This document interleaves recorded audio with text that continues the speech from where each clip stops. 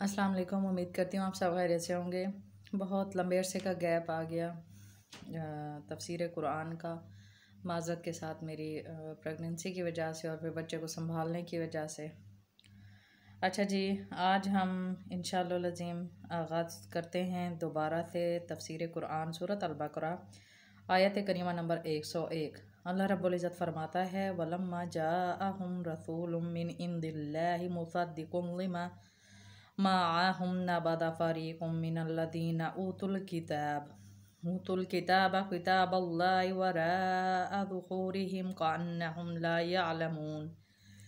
तर्जुमा: जब कभी उनके पास अल्लाह का कोई रसूल उनकी किताब की तस्दीक करने वाला आया, उन अहले किताब के एक फ़िरके ने अल्लाह की किताब को इस तरह पीठ पीछे डाल दिया गोया जानते ही ना थे। यहाँ पर यहूदियों की बात हो रही है।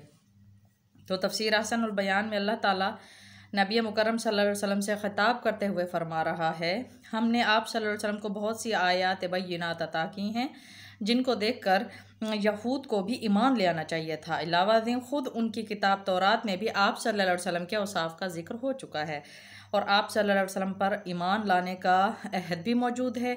लेकिन उन्होंने पहले भी किसी अहद की कब परवाह की जो इस अहद की वो करेंगे। अहद शिकनी उनके एक ग्रोह की हमेशा से आदत रही है। तो यहाँ पर उन यहूदियों की बात हो रही है। अब आते हैं आयत करीमा नंबर 102। वत्तबऊ मा तत्लु शयातीनु अला मलिक सुलैमान वमा कफर सुलैमान वलकिन्न शयातीन कफरू युअल्लिमून अन्नास अस्सिहर वमा उन्जिला अलल मलकैनि बिबाबिल हारूत व मारूत वमा युअल्लिमानि मिन अहदिन हत्ता यक़ूला इन्नमा नहनु फितनतुन फला तकफुर फयतअल्लमून मिनहुमा मा युफ़र्रिक़ून बिही बैनल मर्इ व ज़ौजिही वमा हुम बिद्दारीन बिही मिन अहदिन इल्ला बिइज़्निल्लाह वयतअल्लमून मा यदुर्रुहुम वला यनफ़उहुम वलक़द अलिमू लमन इश्तराहु मा लहु फ़िल आख़िरति मिन ख़लाक़ वलबिअस मा शरौ बिही अनफ़ुसहुम लौ कानू यअलमून। तर्जुमा: और उस चीज़ के पीछे लग गए जिसे शयातीन हज़रत सुलेमान की हुकूमत में पढ़ते थे, यानी जादू का जिक्र यहाँ पर आ रहा है। सुलेमान ने तो कुफ्र ना किया था बल्कि ये कुफ्र शैतानों का था। वो लोगों को जादू सिखाया करते थे।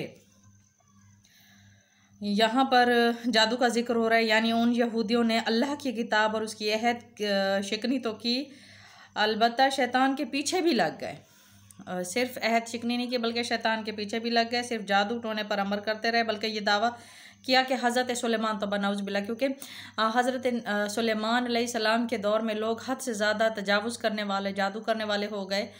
तो ये बात भी साबित है कि आप एक एक की किताबों को इकट्ठा करके अपने तख्त के नीचे, जहाँ आपकी कुर्सी थी उसके नीचे इकट्ठा करते चले गए और आपके बाद शयातीन ने जब वो आवेज़ा कर दी, उनकी नुमाइश की, तो ये दिखाते हुए कि हज़रत सुलेमान अलैहिस्सलाम बज़ाते ख़ुद जादू करने वाले थे, जबकि ऐसा नहीं था।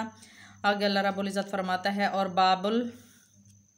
बाबल में हारूत और मारूत दो फरिश्तों का जिक्र आ रहा है। हारूत और मारूत को दो फरिश्तों पर जो उतारा गया था, यानी अल्लाह ने उनको एक ऐसा इल्म सिखाया था, वो दोनों भी किसी शख्स को उस वक्त तक नहीं सिखाते थे। ये भी जादू का इल्म था, एक आजमाइश थी कि कौन अल्लाह के रास्ते पर चलना चाहता है, कौन नहीं चलना चाहता। जब तक कि ये ना कह दें कि हम तो एक आजमाइश हैं, वो फरिश्ते तब तक किसी को ना बताते। तो कुफ्र ना कर पहले तंबीह करते, फिर लोग उनसे वो सीखते जिससे खामद बीवी की जुदाई डल जाती, और दरअसल वो बग़ैर अल्लाह ताला की मर्ज़ी के किसी को नुकसान नहीं पहुंचा सकते थे। इसमें भी अल्लाह रब्बुल इज़्ज़त ने मुनाफ़िकीन, कुफ्र, मुशरिकीन की, कुफ्र करने वालों की रस्सी को ढीली करते हुए बताया कि कोई भी काम, खा वो कोई भी हो, अल्लाह की रज़ा के बग़ैर पत्ता भी नहीं हिल सकता।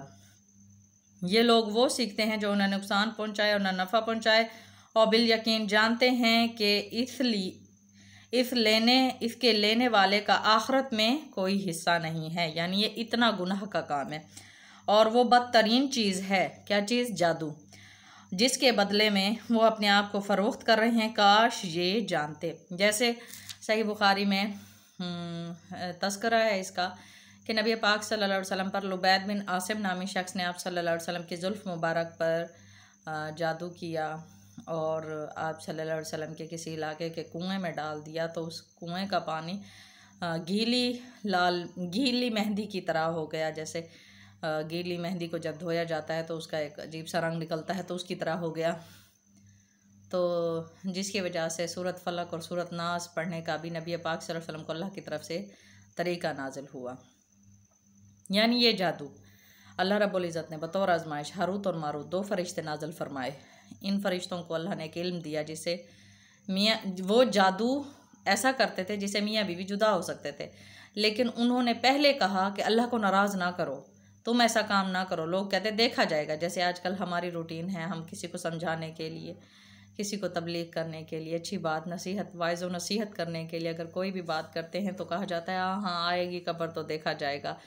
तो वो भी ऐसे करके झुटला देते, उसके बदले में उन्होंने नुकसान ही उठाया और अल्लाह रब्बुल इज़्ज़त ने कुरान पाक फुरकान हमीद में इसकी गवाही दे दी।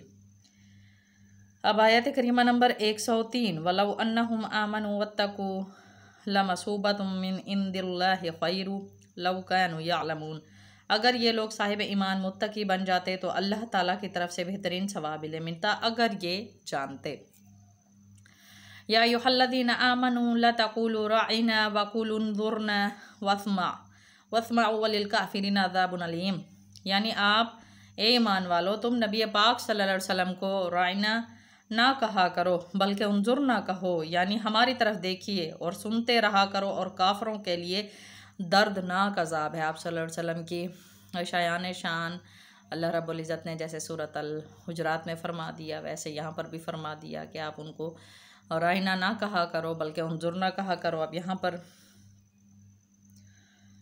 राइना का मायने है यानी कुछ हमारा लिहाज और ख्याल कर लीजिए, इस तरह से बात ना किया करो। नबी पाक सल्लल्लाहु अलैहि वसल्लम के साथ इज़्ज़त के लहजे में बात किया करो, तहज़ीब व तमद्दुन के साथ, और लहजे के अंदर आपके पस्ती होनी चाहिए ताकि आप ये देखें कि आपके सामने कोई आम शख्सियत नहीं बल्कि नबी मुकर्रम सल्लल्लाहु अलैहि वसल्लम जैसी हस्ती हैं। तो अल्लाह रब्बुल इज़्ज़त ने आप सल्लल्लाहु अलैहि वसल्लम की शायान शान फरमा दिया, उनको उन्ज़ुरना कहा करो ना कि राइना।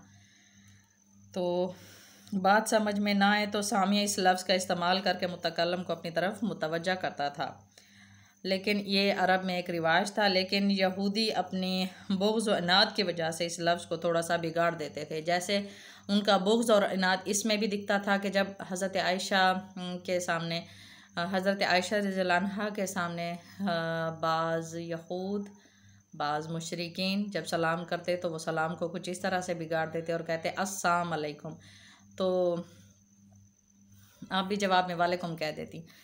तो आप सल्लल्लाहु अलैहि वसल्लम ने फरमाया कि हर सवार चलते हुए को, हर चलता हुआ बैठे हुए को, हर बैठा हुआ लेटे हुए को सलाम आम करे। शाम नहीं कहना चाहिए। हम लोग अक्सर बच्चों को भी ये कहते हैं शाम को लो, शाम को लो, ऐसे करके बात करते हैं। तो इस तरह की बातें नहीं सिखानी चाहिए, ज़हन में रखिएगा। अरबी वो ज़बान है जिसका आप लब व लहजा अगर तब्दील करते हैं तो उसका मफ़हूम भी तब्दील हो जाता है। और शाम का मतलब अल्लाह की लानत के हैं, और वो लोग बतौर बद्दुआ इस्तेमाल करते। और हज़रत आयशा को नबी पाक सल्लल्लाहु अलैहि वसल्लम ने भी ये हुक्म दिया, हम उम्मत तक को सिखलाया गया कि आप सलाम आम करें, आप सलाम आम करें। और जब कोई ऐसा कोई आपसे कहे बतौर इनाद, बतौर किसी किस्म के बुग़्ज़ के, तो आप उनको जवाब भी ना दें। और नबी पाक सल्लल्लाहु अलैहि वसल्लम ने हज़रत आयशा से यही फरमाया। अब जी आयत करीमा नंबर 106, मा नंसख मिन आयात या उनसिहा नाती बिखैरिम मिनहा औ मिसली अलम तअलम अन्नल्लाह अला कुल्ली शैइन कदीर। जिस आयत को हम मनसूख कर दें या भुला दें उससे बेहतर या उस जैसी और लाते हैं। क्या तू नहीं जानता कि अल्लाह ताला हर चीज़ पर कादिर है। यहाँ पर मनसूख आयत की बात हो रही है। मतलब अल्लाह रब्बुल इज़्ज़त ने किस किस जगह पर अहकामात कौन कौन से नाज़िल फरमाए और फिर उनके रद्द बदल में भी अल्लाह रब्बुल इज़्ज़त ने नई आयत करीमा नाज़िल फरमाई। तो आज का हमारा ये सबक इतना ही काफ़ी। आयत करीमा नंबर 100 से लेके 106 तक हमने अल्हम्दुलिल्लाह लज़ीम तफ़सीर की।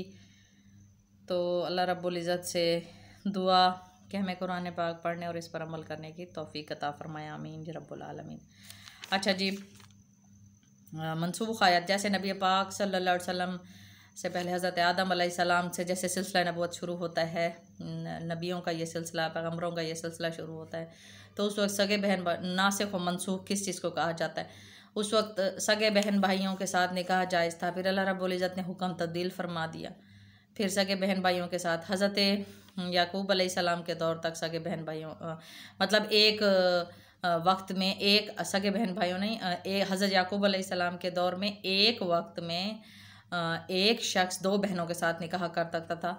तो ये हुक्म बतदरीजन तब्दील होते होते अब एक आदमी दो बहनों को बैक वक्त अपने निकाह में नहीं ले सकता, और सगे बहन भाइयों की भी रिश्ता एक महरम वाला रिश्ता आ गया है। तो अल्लाह रब्बुल इज़्ज़त ने इन अहकामात के बारे में ख़ुद ही फरमा दिया कि मैं जिन अहकामात को तब्दील करता हूँ उसके नासिख व मनसूख अहकामात भी मैं भेज दिया करता हूँ।